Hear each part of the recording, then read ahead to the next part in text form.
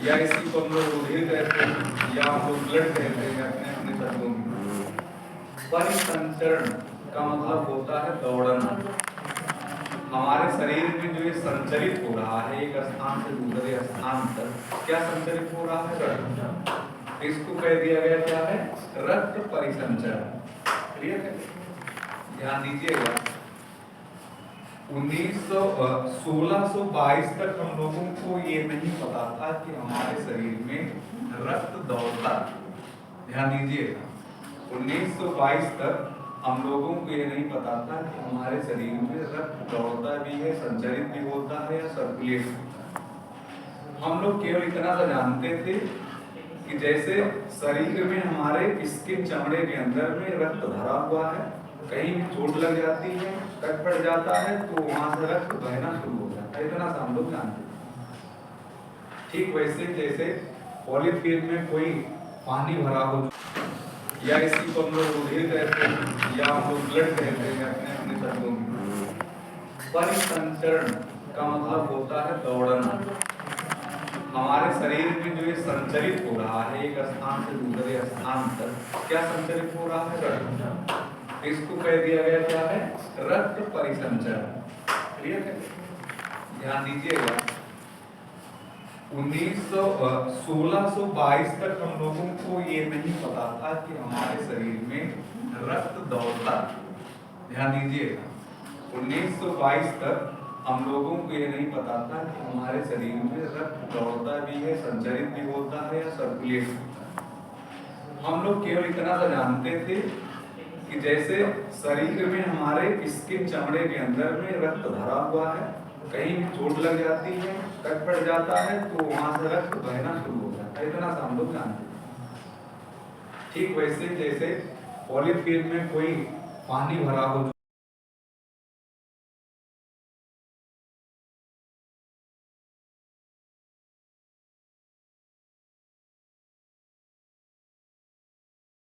Juice भरा हो, कहीं से कट लग जाए जूस निकलना शुरू हो जाए, इतना सा हम लोग जानते थे। हम लोग ये नहीं जानते थे कि ये रक्त हमारे शरीर में एक स्थान से दूसरे स्थान पर दौड़ रहा है, किसी नस मतलब धमनी या सिरा से होकर के दौड़ रहा है।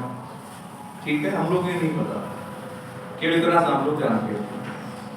तो पहली बार एक वैज्ञानिक थे, एक जीव वैज्ञानिक थे जिनका नाम था विलियम हार्वे। याद दीजिए, क्या नाम था?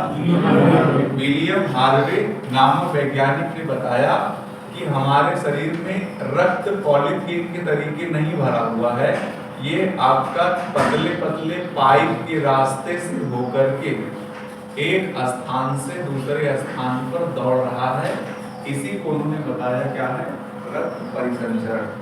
मतलब हमारे शरीर में पहली बार विलियम हार्वे नामक शख्स ने बताया कि हमारे शरीर में रक्त स्थिर नहीं है, पतली पतली पाइप मतलब नस, जिसको हम लोग बोलते हैं बायो की भाषा में धमनी और सिरा।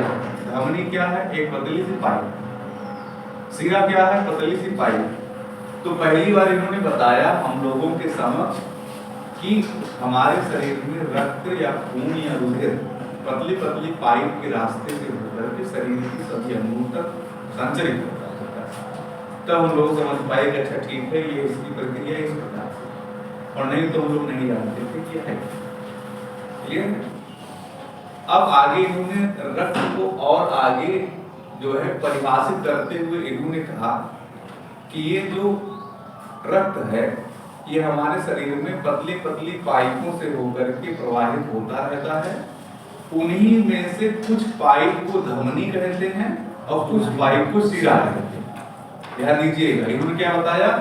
इन्होंने बताया कि कुछ पाइप को धमनी कहते हैं और कुछ पाइप को कहते हैं सिरा कहते हैं।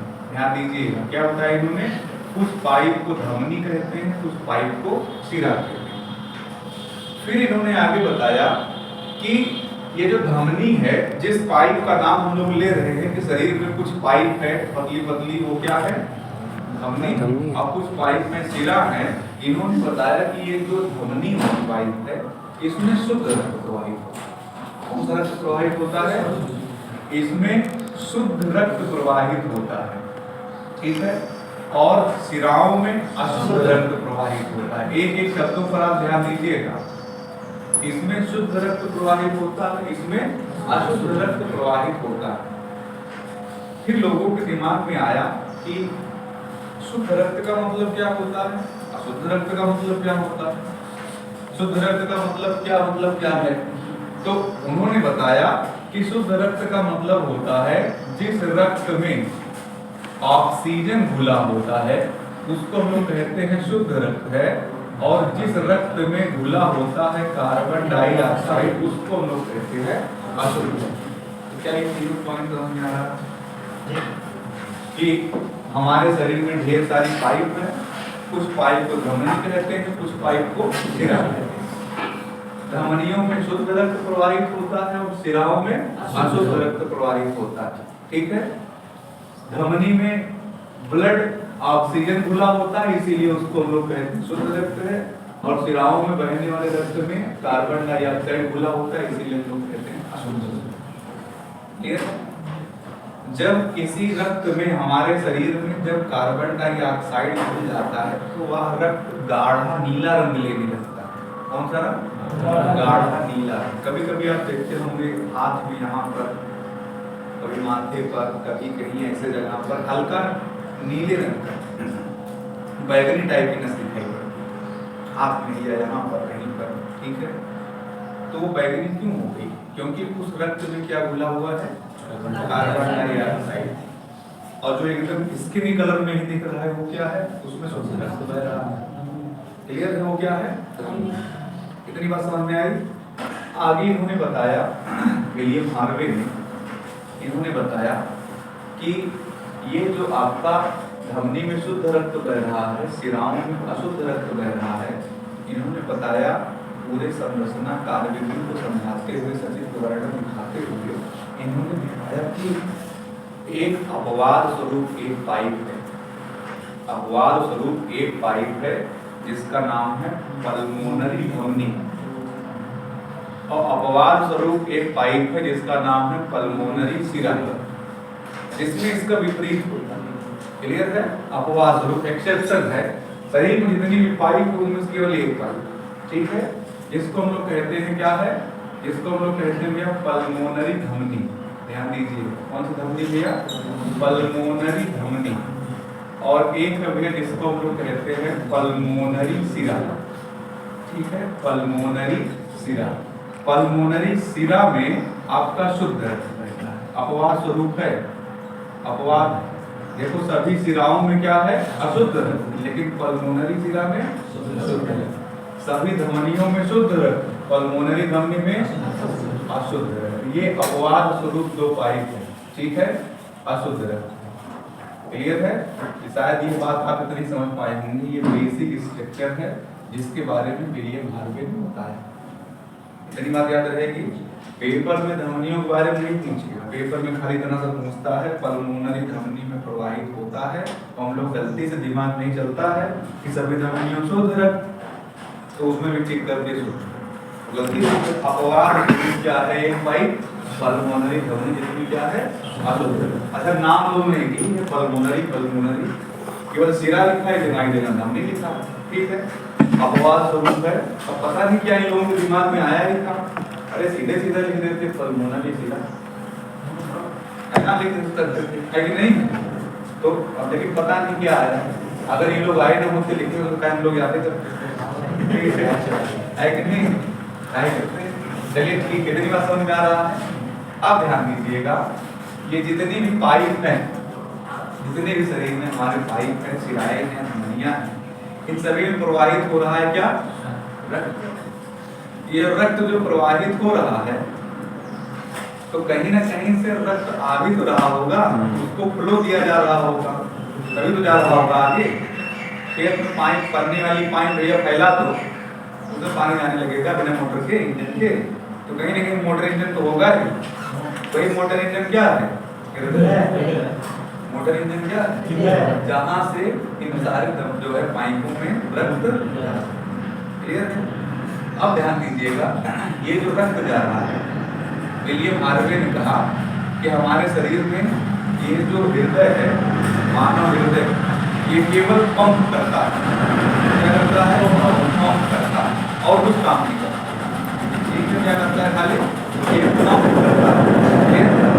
अब ध्यान दीजिएगा, इसके बाद में इन्होंने कहा कि ये जो हृदय पंप करता है, ठीक है, अमेरिका के कैलिफोर्निया के ऑडिटोरियम था जिसमें खड़े होकर के पहली बार हृदय के बारे में एक्सप्लेनेशन करते हैं, है ना, जहाँ पर 1622 में खड़े होकर के एक्सप्लेनेशन कर रहे थे और वो कह रहे हैं क्या कि हमारे शरीर में हृदय केवल पंप करता है और उसका काम कुछ भी नहीं।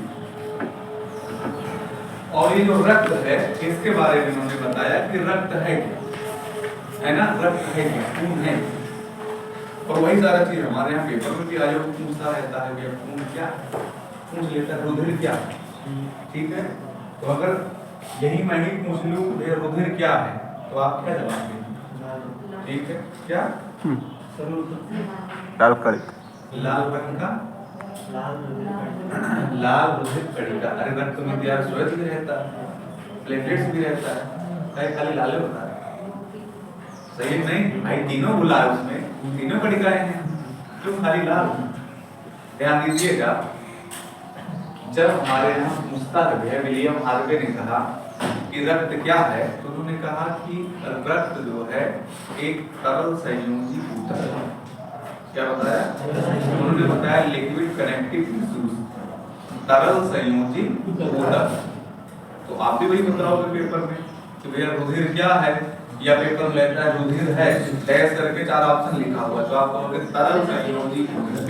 संयोजी ऊतक लिखा रहेगा तब भी गलत हो जाएगा, आप लिखोगे तरल संयोजी ऊतक, तरल है ना, लिक्विड अवस्था में है ना खून। तो आप पूछेगा भैया रक्त क्या है, तो आप बताओगे जो रक्त है ये क्या है भैया? तरल संयोजी ऊतक। ध्यान दीजिए, तरल संयोजी ऊतक, ठीक है।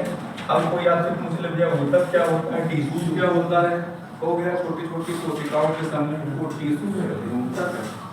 और मानव शरीर की सबसे छोटी इकाई क्या है? कोशिका, सेल। और सेलों के समूह को क्या कहते हैं? ऊतक। और ऊतकों के समूह को खून कहते हैं, यही तो है। ऊतकों के समूह के संयोजी मतलब क्या? समूह ही तो क्या कहते हैं इसको हम लोग भैया? रक्त कहते हैं। क्लियर है? अब ध्यान दीजिएगा, मानव के शरीर में, ध्यान दीजिएगा, एक स्वस्थ व्यक्ति के शरीर में ये जो रक्त होता है ये कितना होता है? 5 से 6 लीटर होता है। कितना होता है? 5 से 6 लीटर होता है। और जो ये रक्त है, ध्यान दीजिएगा, 7.3, ध्यान दीजिएगा, 7.35 से 7.45 pH वैल्यू वाला होता है। देखो पेपर में हम लोग देखो ध्यान से 7.3 रेडी होता है, 7.4 रेडी। मानव शरीर का खून का pH वैल्यू कितना? 7। लेकिन अभी रेलवे ने जो परीक्षा करवाई थी जिसमें लोग अभी ग्रुप डी में ज्वाइन कर रहे हैं, उसी रेलवे ने 2 बिंदु तक दे दिया। अब यहाँ पर 7.2 भी था, 7.3 भी था, क्या करो? तब तो यार हो गया तो बराबर 3.2 3.4 कर दिया। तो ध्यान दीजिएगा 7.3 से 7.45 तक होता है पीएच वैल्यू। अब आपसे आगे पूछ लेगा कि भैया अगर 7.3 है मानव रक्त, तो बताओ अम्लीय है क्षारीय? सेवन से अगर ज्यादा है तो क्या है?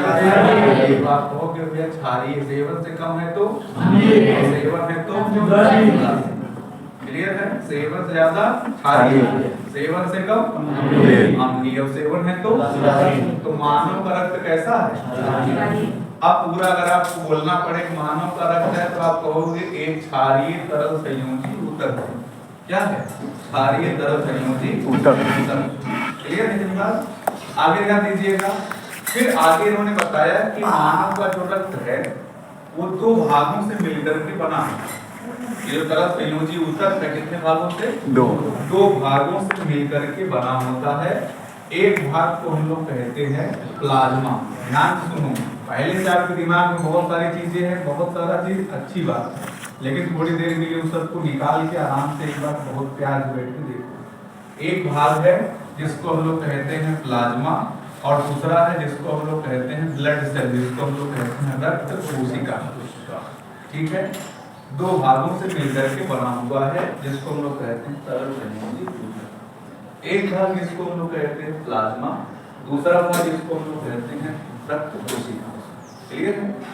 अब पेपर में हमारे यहाँ पूछ लेता है मानव रक्त में प्लाज्मा का कितना प्रतिशत होता है, तो आप कहोगे भैया प्लाज्मा का जो प्रतिशत होता है वो 55 से 60% होता है खून।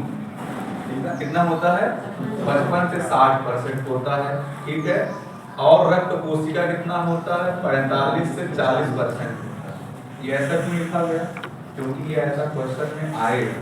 अगर लिखा है मानव रक्त में प्लाज्मा 55% है तो रक्त कोशिका 45, अगर लिखा रहेगा 60% प्लाज्मा है तो 40 आर्टिक करोगे तो मिला करके 100।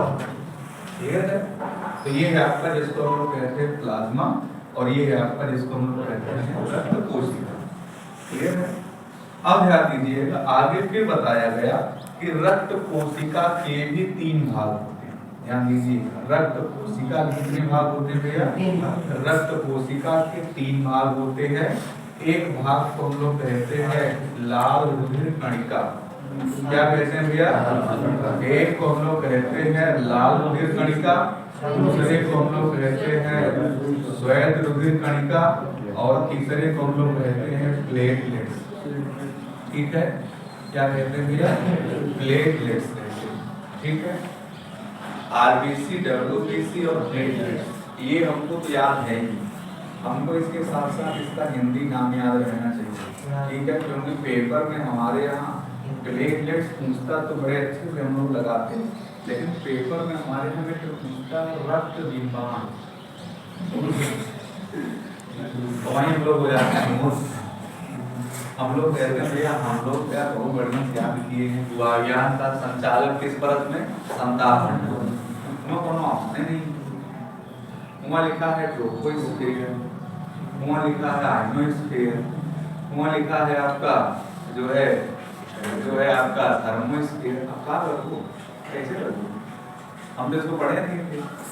ध्यान दीजिएगा, मैं आपसे क्या कहता हूँ, आपको इंग्लिश नहीं पढ़ना है, इंग्लिश की टर्मिनोलॉजी पढ़ना है, और हिंदी भी आप ध्यान दें, क्योंकि हिंदी भी सामान्य हिंदी नहीं पूछेगा, एकदम शुद्ध वाली हिंदी लिखेगा। ठीक है, जैसे एक बार ये लिखा हुआ है ना शुद्ध रक्त, ऐसे पेपर में लिख करके आया कि धमनी में प्रवाहित होता है, ऑप्शन में लिखा था अशुद्ध रक्त, विशुद्ध रक्त। अब हमको क्या विशुद्ध रक्त क्या? पहली बार हिंदी क्योंकि विद्यार्थी है नहीं। अच्छा, बहुत पहले एक बार याद आया, एक बार ऐसे एक लोग हिंदी वाले गुरु जी थे, वो एक बार एप्लीकेशन लिखवाए थे, बहुत पहले हम लोग पढ़ रहे थे, तो हमारे एक लोग मित्र थे हमारे क्लास में, तो हम लोग पढ़ते थे नाता में फिजिक्स। एक लोग गुरु जी थे संतोष है ना, वो फिजिक्स पढ़ाते थे, और अपने यहाँ MNY सर से पढ़ते थे, फिजिक्स पढ़ते थे। कुछ दिन वहाँ पर पढ़ते, कुछ दिन हमारे में करते। इंटर में क्या होता था कि कूद जहाँ मन कर रहा है। ठीक है, तो हिंदी वाले गुरु जी थे, वो लिखवाए थे लड़के से कि आपके विशुद्ध ज्ञान से, जो लड़का बढ़िया नंबर आया 12वीं तो एप्लीकेशन में, आपके विशुद्ध ज्ञान से हमारा रसायन विज्ञान में 35 में 33 नंबर पे होता था ना, फर्स्ट सेकंड और 30 नंबर पे। तो वो जीआईसी पढ़ता था, जीआईसी में एक मैम आई थी, ठीक है, आयोग जीआईसी में मैम आई थी, केमिस्ट्री लेक्चर, पत्र लिखे तो भाई आपके विशुद्ध ज्ञान से, मैंने पत्र देखे तब इतना बढ़िया पढ़ाया ना, बात पर विशुद्ध ज्ञान से गाना बता रहा है, विशुद्ध मतलब वो बता। एक बार हम आपको दिक्कत हो विशुद्ध माने शुद्ध से भी और शुद्ध को विशुद्ध कहा है, एकदम प्योरिटी 100%, उसे क्या कहा जाता है? विशुद्ध। तो हिंदी वाले पेपर गाय कोई नहीं देते तो बढ़िया पढ़ाए लिखे विशुद्ध ज्ञान, लेकिन मैंने भी बढ़िया लिखा हुआ है, लेकिन गाय गाय के विशुद्ध माने अच्छा से भी अच्छा, फिर अच्छा मतलब तो तुम देखिए मिनट को करेंगे तो समझो इसे। तो पेपर में भैया ऐसे शब्द लिखेगा लाल रक्त कणिका, श्वेत रक्त कणिका, कोई दिक्कत नहीं है। यहाँ लिख देगा क्या भैया? रक्त बिंबाणु लिख देगा। ठीक है, क्या लिख देगा? रक्त बिंबाणु। थोड़ा सा दिक्कत होगी, ये वही रक्त बिंबाणु है, प्लेटलेट्स, जो कि वह फैजाबाद में कह रहा है अच्छे अच्छे गेमों से पीड़ित थे, परेशान, सबका प्लेटलेट घटा जाता, ठीक है। और ये क्या है भैया, श्वेत रुधिर कणिका, ठीक है। अभी बता रहे हैं कैसे कम होता है, ठीक है। और ये क्या है भैया, लाल रुधिर कणिका, ध्यान दीजिएगा, ये लाल रुधिर कणिका, ये श्वेत रुधिर कणिका और ये रक्त, ठीक है। ध्यान दीजिएगा, लाल रुधिर कणिका का जो जन्म होता है, ध्यान दीजिएगा भैया, इसका जो जन्म होता है, जन्म ये होता है आपका अस्थि मज्जा, ठीक है। कहाँ पे होता है भैया, अस्थि मज्जा। और इसका भी जो जन्म होता है ये भी आपका अस्थि मज्जा में, और इसका भी जो जन्म होता है ये कहाँ पे भैया, ये मतलब तीनों का जन्म एक ही जगह होता है, अस्थि मज्जा में, क्लियर है। इसका जो जीवन काल होता है, ध्यान दीजिएगा, जीवन काल, ठीक है, जीवन काल कितना होता है इसका, तो हम लोग कहते हैं 20 से 120 दिन। कितना होता है, 20 से 120 दिन। इसका कितना होता है भैया, 2 से 4 दिन, ठीक है, 2 से 4 दिन। इसका कितना होता है, 3 से 5 दिन, ये होता है भैया आपको, ठीक है। और इनकी संख्या हमारे शरीर में 4.5 से 5 लाख, कितना होता है, 4.5 से 5 लाख होता है WBC RBC प्लेटलेट्स। तो अभी हाल ही में WBC RBC से तो कोई वास्ता नहीं हुआ होगा, लेकिन प्लेटलेट्स के बारे में खूब सुने होंगे, मुझे घट जाता है, 60,000 बचा है, 80,000 बचा है, ठीक है, 25,000 बचा से फोन आएगा, है ना। तो ये ध्यान दीजिए करता क्या है, ठीक है। प्लेटलेट्स जो है वो रक्त का थक्का बनाने का काम करता है, क्लॉटिंग करने का काम करता है, जमाने का काम करता है। और जब इसकी संख्या घटती चली जाएगी तो क्या होगा, पतला हो जाएगा, और जब पतला हो जाएगा तो क्या होगा, निकलना शुरू हो जाएगा अपने आप से, नाक से आना शुरू हो जाएगा, कान से आना शुरू हो जाएगा, मसूड़ों से निकलना शुरू हो जाएगा, दांतों की मसूड़ों से निकलना, होंठ फट के निकलना शुरू हो जाएगा, हल्का हो जाएगा। आंतरिक विभाग में आंख में रिसना शुरू हो जाएगा, है ना।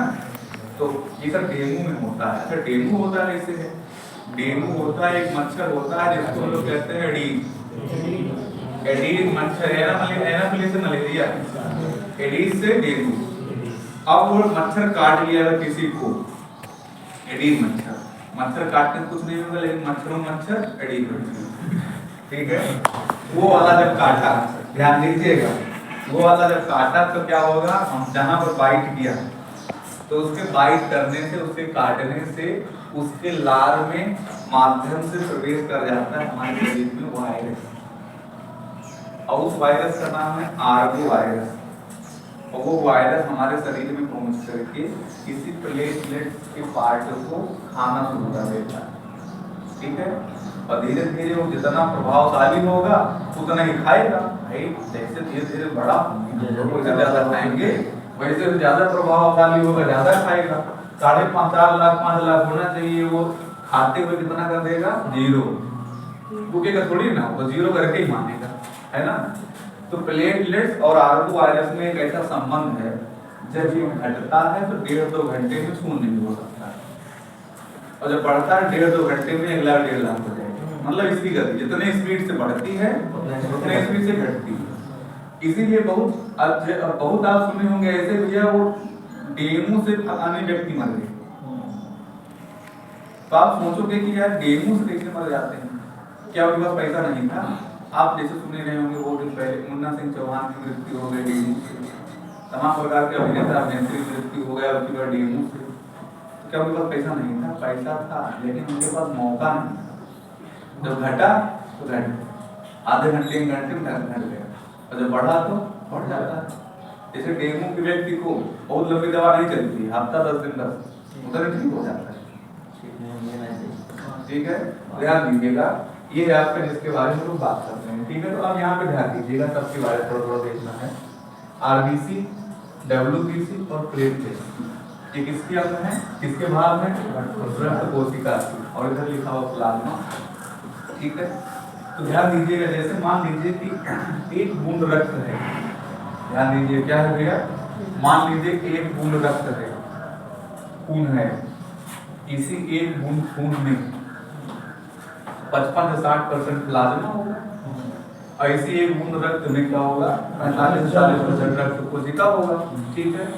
प्लाज्मा कैसा होता है, बहुत हल्का सा हल्के पीले रंग का पानी जैसे पदार्थ। ठीक है, हल्के पीले रंग। कभी कभी ऐसा हो कहीं पर रगड़ वगड़ लग गया दीवार पे कहीं पे तो खून नहीं निकलता, पहले हल्का देखेंगे आप पानी जैसे निकल रहा है, तो क्या होता है, प्लाज्मा। क्लियर है। इसी में आपका प्लाज्मा भी है, इसी में आपका है WBC भी है, इसी में आपका RBC भी है, इसी में आपका क्या है, इसी में आपका प्लेटलेट्स भी है। सब मिल करके ये क्या कहला रहा है, खून कहला रहा है, रुधिर कहला रहा है। ठीक है। तो ध्यान दीजिएगा प्लाज्मा का कार्य क्या होता है, ध्यान सुनिए। प्लाज्मा मानव के रक्त में एक हल्का सा हल्के पीले रंग का द्रव है जो शरीर में अंतः ग्रंथियों से निकलने वाले हार्मोन को एक अंग से दूसरे अंग पहुंचाता है। क्या करता है भैया, हार्मोन को मतलब एक साधारण भाषा से समझो, जो हमारे शरीर में हार्मोन पैदा हो रहा है उसको एक जगह से दूसरी जगह पर पहुंचाता कौन है, प्लाज्मा का कार्य। ठीक है। आगे ध्यान दीजिएगा, इसी प्लाज्मा में एक प्रोटीन होता है जिसको हम लोग कहते हैं फाइब्रिनोजन प्रोटीन। क्या नाम है, फाइब्रिनोजन प्रोटीन। इसी प्लाज्मा में होता है और फाइब्रिनोजन प्रोटीन शरीर के ताप को बाहरी वातावरण के ताप के अनुसार संतुलित करता है। अगर वो प्रोटीन ना रहे तो हमारा शरीर का तापमान टेम्परेचर में संतुलित ना। कहने का मतलब ये है कि फाइब्रिनोजन प्रोटीन क्या करता है, शरीर के ताप को बाहरी वातावरण के ताप के अनुसार संतुलित करता है, ढालता है। कहने का मतलब ये है कि क्या आप खूब ठंडी हो रहा है तो आपने सांस लिया तो क्या आपका फेफड़ा फ्रीज हो गया, जम गया अंदर में। तो ठंडी ठंडी जगह पर आप गए घूमने टहलने, कुल्लू मनाली हिमाचल प्रदेश जम्मू कश्मीर जहाँ बर्फबारी हो रही है तो क्या वहाँ पे हमारे सांस लेने में लग रहा है अंदर में बड़ी ठंडी ठंडी जा रही है, जहाँ तक ज़्यादा फेफड़े तक नहीं लग रहा।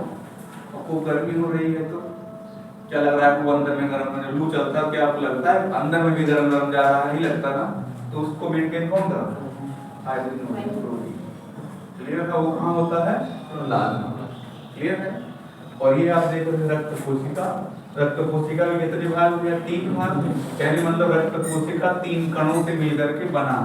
एक है आपका RBC, दूसरा WBC, तीसरा आपका RBC। ध्यान दीजिएगा अस्थिमज्जा पैदा हो रहा है, ये भी अस्थिमज्जा में, ये भी अस्थिमज्जा में। अब आपके दिमाग में आ रहा होगा अस्थिमज्जा क्या है। अस्थिमज्जा को बायो की भाषा में कहा जाता है इंग्लिश में बोन मैरो, हिंदी में पेपर में लिखा मिल जाता है भैया बोन मैरो, हिंदी में लिखा मिल जाता है। हाँ ऐसे ऐसे ऐसे लिखा रहे जैसे मैं लिखा हूँ, इंग्लिश में तो लिखा रहेगा, हिंदी में है ना। मेरुदंड माने रीढ़ होती थी, आई बोन मैरो है। ठीक है, ठीक। बोन माने हड्डी, मैरो माने मज्जा। अब ये तो मतलब क्या है, अस्थिमज्जा। अच्छा कितने लोगों के दिमाग में आ रहा है अस्थिमज्जा मतलब है। अगर दिमाग में आएगा तभी समझ में आएगा, और नहीं आएगा तो अरे रटना। किसी भी चीज का अगर काल्पनिक चित्रण आपके दिमाग में शब्द सुन के हो रहा है इसका मतलब आपको समझ में आ रहा है, और किसी भी चीज का चित्रण नहीं हो रहा है तो समझ में आ रहा है। सही है गलत, कितना गलत बताइए।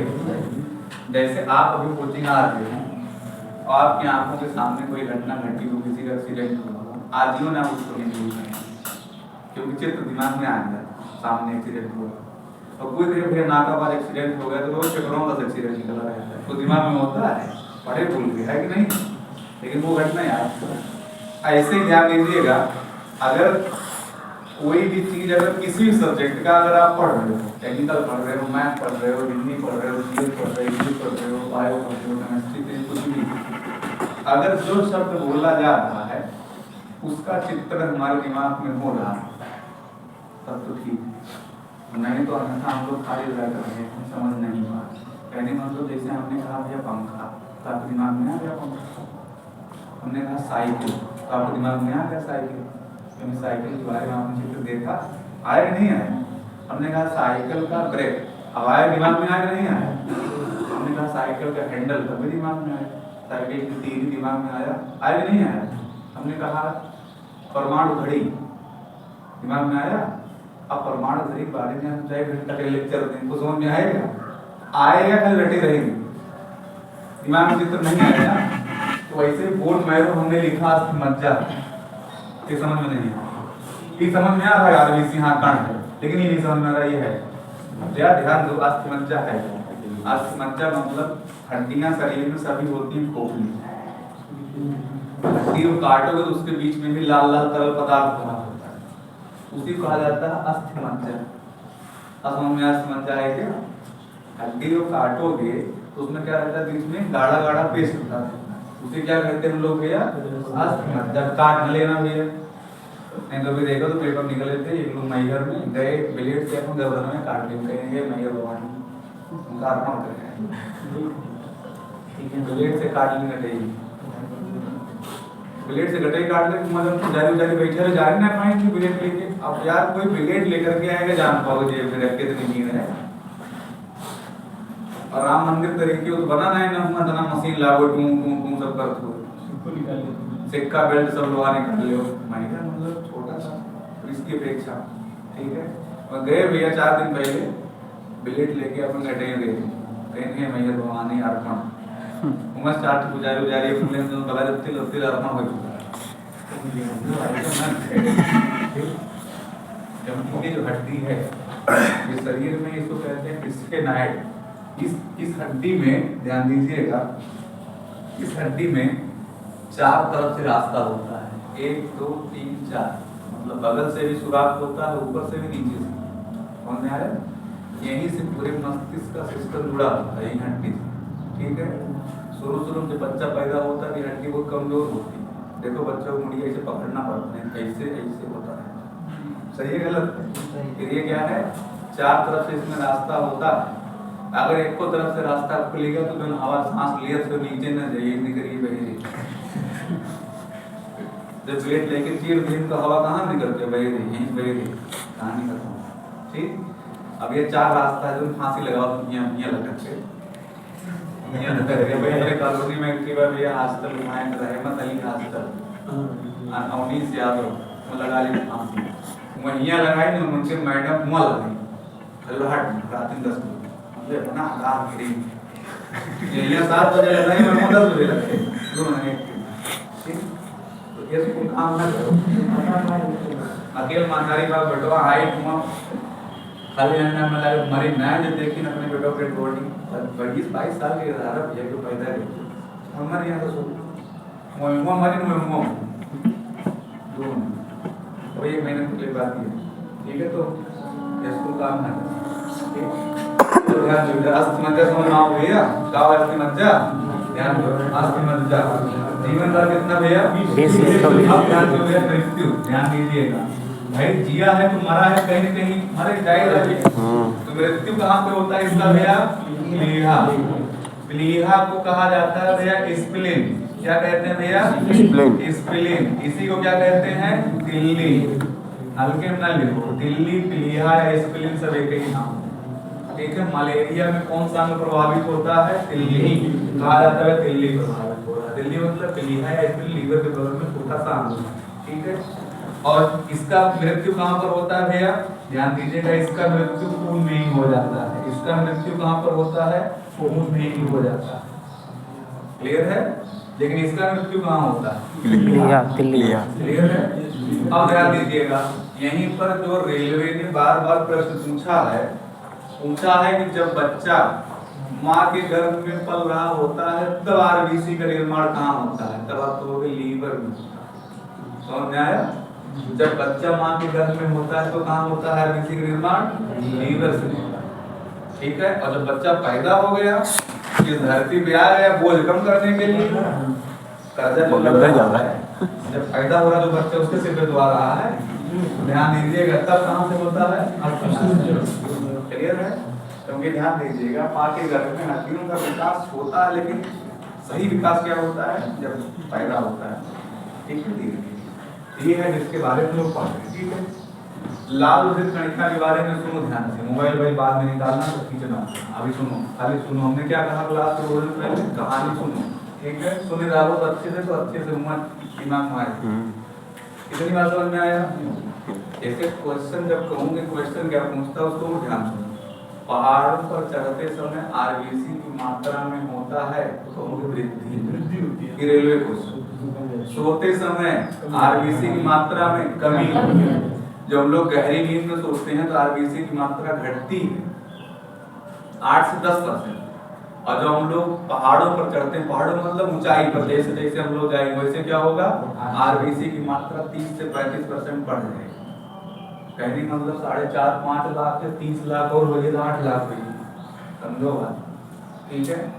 और इसीलिए आप सुनते हो जो ऊंचे ऊंचे पर्वतों पर, पहाड़ों पर पर्वतारोही चढ़ाई करते हैं, उनको चढ़ाई करने से पहले 6 महीने की ट्रेनिंग दिया जाता है। तो 6 महीने की ट्रेनिंग में उनको चढ़ने की ट्रेनिंग नहीं दिया जाता, वो तो ऑलरेडी चढ़ने वाले, उनको उस ऊंचाई के हिसाब से टेम्परेचर में उस हिसाब से एटमॉस्फेयर में ढाला जाता है। नहीं तो क्या होगा, जैसे तुम दौड़ दौड़ पहुंचो के आज चढ़ती माउंट एवरेस्ट पे छोड़ो हुआ है, चढ़े जाओ, चढ़ ले कोई दिक्कत पाए ना। जैसे ऊपर जाओ ना 2000 मीटर 2500 मीटर, वैसे बोर्ड मैरोमा आरबीसी की मात्रा हो गई कितना 8 लाख 10 लाख। सब नसिया फट गई, खून निकलेगा, नकिया की खून निकलेगा, नसिया फट गई, खून निकलेगा, वहीं हो जाएगी मृत्यु। समझे ना? इसीलिए 6 महीना क्या करते हैं, पहले आपको उस ऊंचाई के हिसाब से आपको ट्रेनिंग मिलता है। वहां पर आप क्या करेंगे, कैसे सांस लेंगे, कैसे नहीं लेंगे, एक एक सांस जीवन दुखी होती है, आसान थोड़े ना, ठीक है, घुमा जा कर चला दिए, ठीक है। ये आपका जिसको हम लोग कहते हैं, याद रहेगा, मैं आपको नोट में लिखवाऊंगा। ऊंचाई पर जाने पर आरबीसी बढ़ेगा, उठते समय बढ़ेगा। श्वेत रुधिर कणिका के नाम देखो। श्वेत रुधिर कणिका मानव शरीर में क्या करता है, प्रतिरक्षा प्रणाली मजबूत करता है। प्रतिरक्षा मतलब रोगों से लड़ने की क्षमता मजबूत करता है। समझ आ रहा है क्या करता है भैया? रोगों से लड़ने की क्षमता को मजबूत करता है WBC। अगर किसी भी कारण से WBC की मात्रा अनियंत्रित हो जाए, ठीक है, कंट्रोल से बाहर हो जाए, 4.5-5 लाख रहता है, कभी आपने सुना WBC घटा बढ़ा? प्लेटलेट्स तो रोज बढ़ा, तो भैया कि घटा कहीं डेंगू हुई, WBC ना सुनो। WBC अगर घटे या बढ़े, एक्टिव बीमारी बोलते हैं ब्लड कैंसर, लेकर कहा जाता है हमारे भाषा में, बायो भाषा में ल्यूकेमिया। एनीमिया ना, एनीमिया एनीमिया तो आरबीसी की वजह से, ल्यूकेमिया किसकी वजह से, WBC एक के कमी हुए। अगर ये घटा या बढ़ा, अनियंत्रित हुआ, तो क्या कहलाएगा, ल्यूकेमिया। तो ल्यूकेमिया क्या है, ब्लड कैंसर।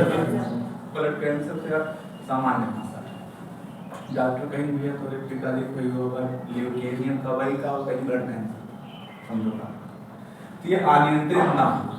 अब अनियंत्रित कैसे होता है, वो कारण सुनो। विटामिन ए की मात्रा अगर कई साल तक शरीर में अत्यधिक बना रही हो, अब विटामिन ए का स्रोत जहां जहां है, जहां जहां से मिलता है विटामिन ए,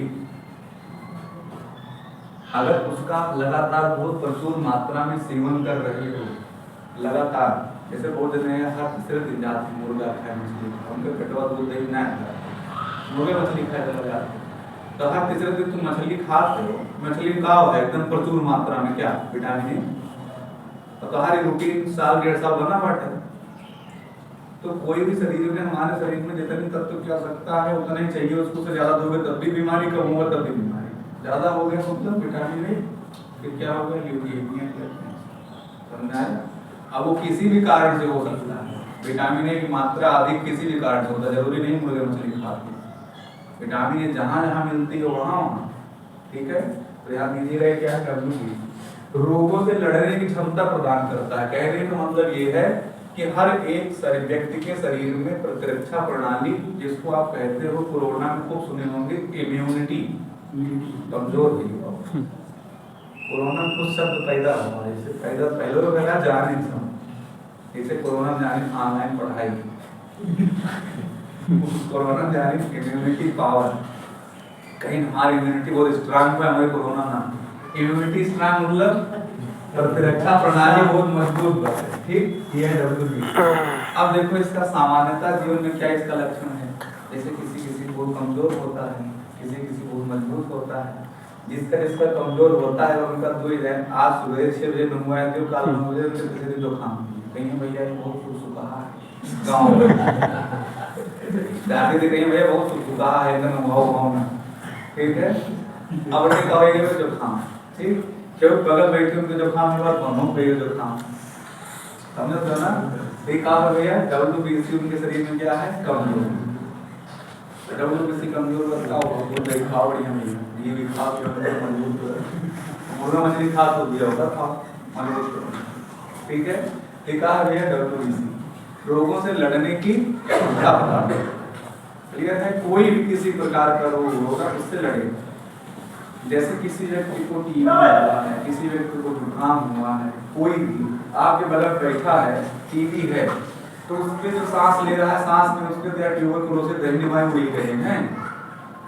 अब अगर में हम भी बैठे मान ले जा रहे हैं लखनऊ पेपर देने, बगलिए पसंद बैठे हैं, तो बगलिए चिकन चिकन को बैठा है, पता लगा तो भैया जाते दवाई नहीं, टीबी की होगा 3 साल दवाई, तो ध्यान दीजिए असर उसका होगा नहीं होगा। और वही समय अगर आपका WBC कमजोर है तो वो सांस के रास्ते से आपके फेफड़े में पहुंचेगा। अगर WBC कमजोर है तो WBC पहले क्या करेगा, उससे लड़ेगा।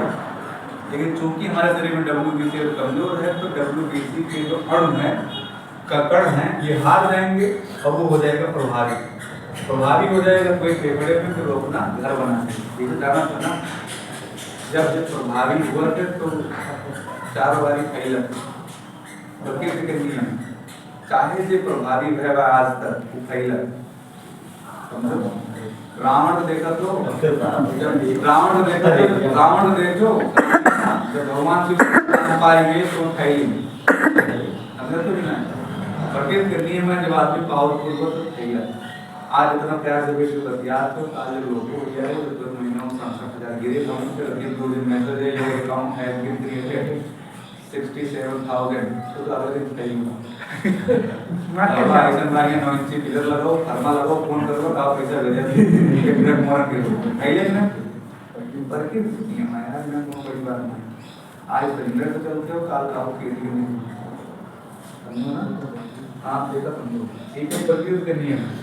और जो चीज प्रकृति का नियम है उसको आप टाल नहीं सकते, उसमें बदलाव नहीं कर सकते, क्योंकि प्रकृति की देन है। इन सारी चीजों को हम लोग बदल नहीं सकते, खाली इतना सा कर सकते हैं, इसको मेंटेन रख सकते हैं अपने खान पान दिनचर्या। इतनी बात समझ में आ जाए। अब ध्यान दीजिएगा इतनी बात, ये पूरा विश्लेषण किए कौन, जब मैंने क्लास शुरू किया तो मैंने कहा कि रक्त परिसंचरण के बारे में किसने सबसे पहले उधर कहीं बोले से आवाज आई भैया कार्ल लैंडस्टीनर आवाज आई, वो खोज किए थे बाटे थे। ध्यान दीजिएगा, इन्होंने विलियम हार्वे ने पूरा संरचना पूरा सिस्टम बताया। कार्ल लैंडस्टीनर ने केवल खून के ब्लड ग्रुप के बारे में बताया, दोनों बड़ा अंतर है। ये 1622 में पूरा सिस्टम बताया, वो 1903 में आकर के बताए कार्ल लैंडस्टीनर, ठीक है। 250 साल बाद की स्थिति है, ठीक। अब ध्यान दीजिएगा, थोड़ा सा हम लोग चलेंगे जो कार्ल लैंडस्टीनर साहब ने बताया। कौन प्रकार की क्या होते हैं ब्लड ग्रुप, तो पेटेंट नहीं हुआ था उनके बाद। जैसे कोई बात आप कह रहे हो तो उसको पेटेंट करवाना है ना। कोई इंजन आप बना दिए, कोई मशीन बना दिए, उपकरण बना दिए, कह दिए भैया इसको हमने खोजा, कोई दुनिया में कुछ नहीं, उसका पेटेंट करवाना कि हाँ तुमने खोजा। खोजे तो 1903 में थे, लेकिन पेटेंट का हुआ 1928 में। अब तब जाकर के 1930 में उनको नोबेल पुरस्कार मिला विज्ञान के क्षेत्र में, जीव विज्ञान का, ठीक है। ध्यान दीजिएगा, फर्स्ट वर्ल्ड वॉर 1914 से 1918 चल रहा है। जो भारत रत्न मिला 5 लोग को, मिलना चाहिए 3 लोग को, क्या होगा इस पे? कुछ नहीं होगा। वैसे इस समय आप जान रहे हैं और सब जान रहे हैं, वही होता है जो मोदी चाहते मतलब एक शब्द में एक समय जो होगा, इसे कहते हैं ऑटोक्रेसी, इसे डेमोक्रेसी नहीं है, इसे कहते हैं स्वार्थवाद, ऑटोक्रेसी, ठीक है। हमारे यहाँ दुनिया के सबसे खूबसूरत डेमोक्रेसी, सबसे खूबसूरत संविधान, ठीक है। जैसे चौक में किसी के यहाँ खाली पैंट खूब अच्छा मिलता है, जबकि उनके यहाँ शर्ट भी है, टी शर्ट भी है, सामान सब। राम जी समोसा के यहाँ खाली यादव के खाली समोसा बढ़िया मिलता है उनके यहाँ, लेकिन राजभोग छेना रसगुल्ला सब रखा है। तो जो है वो जियो मिलता है, लेकिन फेमस दूध होता है, सही है गलत?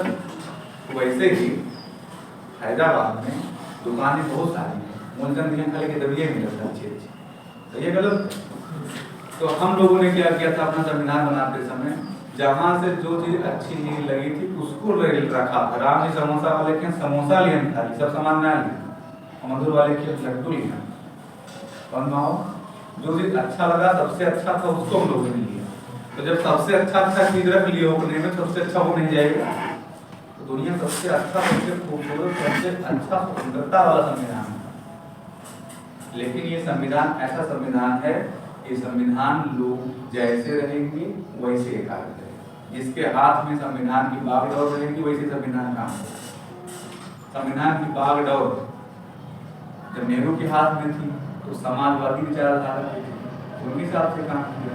मोरारजी देसाई के हाथ में आई उस दिनों के लिए 3 साल के लिए, तो मोरारजी देसाई पूंजीवादी विचारधारा के थे। 3 साल में देखो रोलिंग प्लान चला, पंचवर्षीय नहीं चला था, बीच में बंद था 77, 78, 79, ठीक है। और अगर मनमोहन सिंह के हाथ में आया, उदारवादी विचार रखती थी 10 साल, देश को उन्होंने जब पूरी दुनिया 2009 में जूझ रही थी और 2008 में खाने के लिए लाले पड़ रहे थे, तो भारत में आराम से अर्थव्यवस्था चल रही थी, इतना ज्ञान है।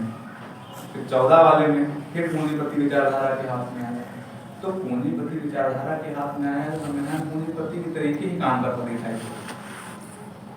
हमारे भारत का संविधान खूबसूरती है, जिसके हाथ में जैसा होगा जैसे आएगा वैसे काम करना शुरू कर दे, है ना? क्योंकि संविधान में तीनों समाहित है, पूंजीवादी विचारधारा, साम्यवादी विचारधारा, समाजवादी विचारधारा, सब समाहित है।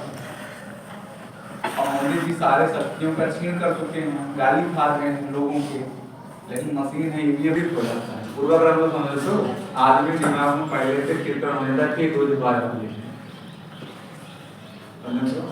पूर्वाग्रह से पीड़ित हो, जो सब्जेक्ट पढ़ाओ उनका लागे नहीं मानेंगे। नहीं हम बताए थे कि यूनिवर्सल हल्के में नहीं, ध्यान ध्यान दीजिएगा। थोड़ा सा आपको बता देता हूँ यहाँ पे कि कार्ल स्किनर ने खून के रक्तवर्ग के बारे में क्लियर है।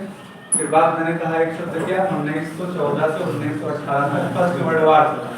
प्रथम विश्व युद्ध में तमाम सैनिक दुनिया के एक दूसरे देश के ऊपर हमला कर ही रहे थे और जख्मी होने के बाद में उनको खून चढ़ाया जाता था तो मर जाते, क्योंकि रक्तवर्ग की खोज किए तो थे लेकिन पेटेंट नहीं हुआ था। पेटेंट होने मतलब कोई दुनिया को जान नहीं पाया, तो पता लगा खून खाली के कमी हो गया, खून बाहर हुआ, सिर फट गया, हाथ कट गया, कहा भैया खून चढ़ा दो। खून चढ़ाना शुरू करें 15 मिनट में मर गए, पता नहीं कौन सा दूसरे को पता नहीं रहा कहा है। तो ध्यान दीजिएगा। फिर उनकी इस बात को अमल में लाया गया 1928 में, तो उनको पेटेंट मिला। 1930 में उनको नोबेल पुरस्कार मिला, ठीक। और 1930 के बाद में रक्तवर्ग हो गया, क्लियर है। क्लियर हो गया रक्तवर्ग, तब वो जो चढ़ाव है तब वो क्योंकि जिंदा है क्योंकि मरी, तब को समस्या होएगा। तब समस्या होएगा 1940 में फिर खोजा गया कि खून के बाद में भी आरएच फैक्टर चेक करना पड़ता है। जैसे ब्लड ग्रुप हमारा मान लिया थोड़ी देर कितना हमारा ओ आई या ए आई या ए बी आई या आपका बी, चाहे रक्तवर्ग वो चेक पता है कार्ल स्किनर, लेकिन वही ना होता पहले। अब हम कुछ कमी नहीं, आरएच फैक्टर होता है। क्या होता है भैया? आरएच फैक्टर होता है। आरएच फैक्टर शरीर में खाली 2 ही होता है, एक नेगेटिव एक होता है पॉजिटिव। जैसे रक्तवर्ग का आपने देखा तो लिखा था तो ए बी नेगेटिव या ए बी पॉजिटिव, ऐसे लिखा रहता है, या तो ए बी माइनस या तो ए बी प्लस। सही गलत है, इसकी खोज नहीं होता है। 1940 में एक बंदर में आरएच फैक्टर की खोज की गई, बंदर समझ में आया। तो आरएच फैक्टर की जब खोज हुई तब पता चला अच्छा ठीक हमको वो नहीं देगी, वो प्लस है क्योंकि हमारा वो प्लस है, हमको ए माइनस है क्योंकि उनका जो खून है वो ए माइनस। तब पता चला 1940 में। तब से 1940 के बाद में कोई नहीं मरा खून चढ़ाते अगर सही से चढ़ाता है, ठीक है। तो ध्यान दीजिएगा ये है आपका, क्लियर है। तो आरएच फैक्टर अब आपकी जानकारी के लिए बता दो एक चीज, आरएच फैक्टर जो होता है आप पढ़िए, 2 ही होता है, तो नेगेटिव है तो पॉजिटिव।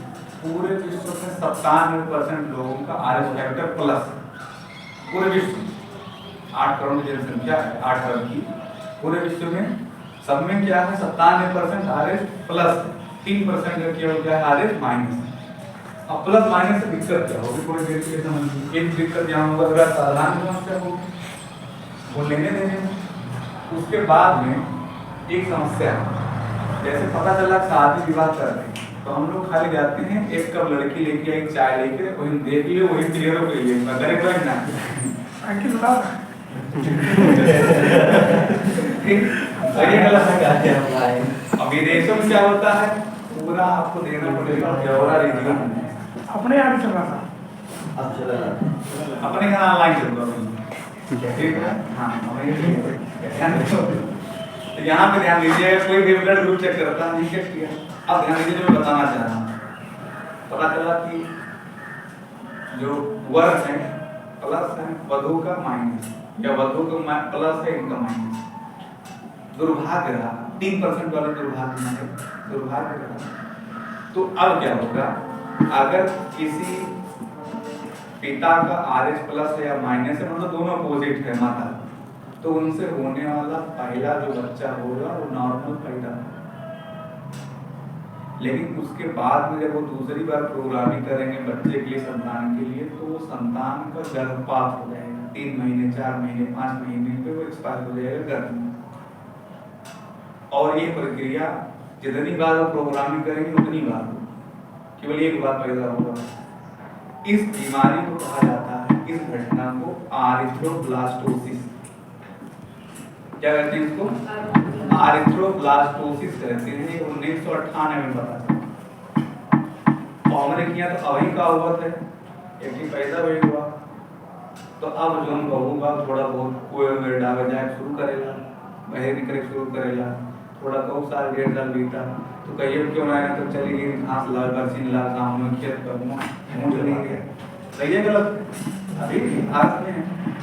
फिर क्या पता चला कि हम कहिए साल 1.5 साल 2 साल 200 साल पहले क्यों मरा रहा है गाँव कैसे होते कुआं पर। तो ये जब घटना घटित जाए तो उनका लाभ छिड़काओ घरे वाले का लाभ हुआ बेटा मानता एक बार हुआ कहीं महीने एक बार हुआ 2 बार हुआ 3 बार हर दिन ऐसे हो गया भारत ठीक यहाँ चला गया बाबा बाल हाँ ठीक आज हम लोग इतना रखते हैं बाकी कल